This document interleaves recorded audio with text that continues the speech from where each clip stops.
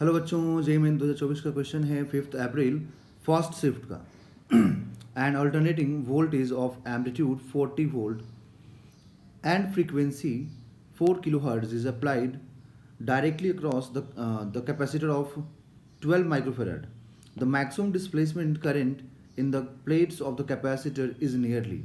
देखिए displacement current क्या होता है ना। और डायग्राम से आपको पहले इसको दिखाता हूँ, इस क्वेश्चन में क्या बोला गया।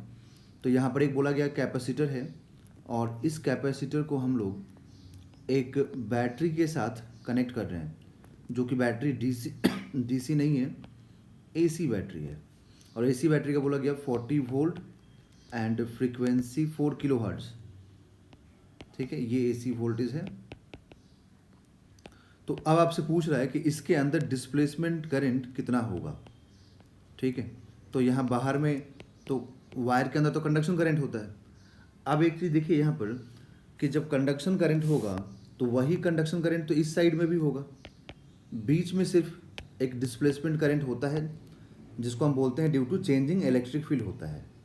ठीक है, और डिस्प्लेसमेंट करंट का फॉर्मूला एक्चुअली में होता है A epsilon nought into D E by D T. ठीक है, मतलब ये होता है। तो अब यहाँ से उससे अपने कोई मतलब नहीं है।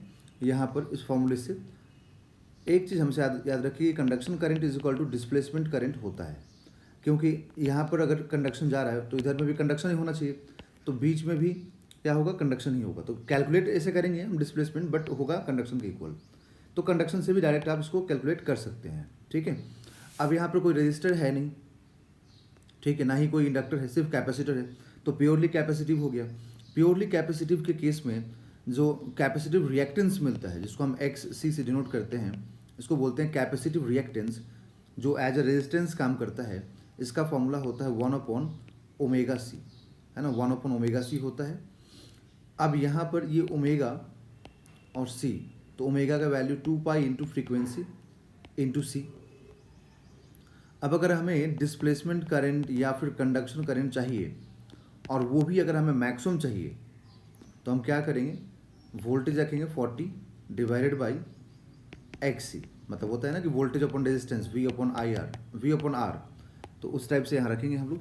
अब हमें यहाँ पर एक्स और सी कैलकुलेट करना पड़ेगा। तो देखिए 40 डिवाइडेड बाई एक्स सी की जगह पे आप ओमेगा सी रख दीजिए, 1/ओमेगा सी।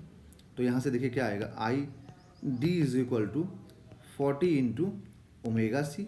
और ओमेगा कितना है, तो ये 2 पाई इंटू फ्रीक्वेंसी है। फ्रीक्वेंसी कितना है, 4 किलो हर्ट्ज। तो 4 किलो हर्ट्ज इंटू कैपेसिटेंस कितना है, तो कैपेसिटेंस है 12 माइक्रोफेराड। तो आप 12 रख दीजिए और साथ में माइक्रो। ओके, अब इसको मल्टीप्लाई करके देखते हैं हम लोग टोटल कितना आ रहा है यहाँ पर। तो देखिए 40 इंटू 2 80, देखिए 40 इंटू 2 80, 80 इंटू 4 320। ठीक है, 320। तो एक मिनट में सबको मल्टीप्लाई कर देता हूँ, क्योंकि एक फाइनल रिजल्ट लिखेंगे हम लोग। तो 40 इंटू 2 80 इंटू 4 320। ठीक है, इंटू 12 3840 आएगा। ओके, इसके बाद साथ में पाई भी आएगा इनटू, अब ये 10 टू द पावर 3 और 10 टू द पावर -6 कैंसिल, तो -3 रिमेनिंग रहेगा।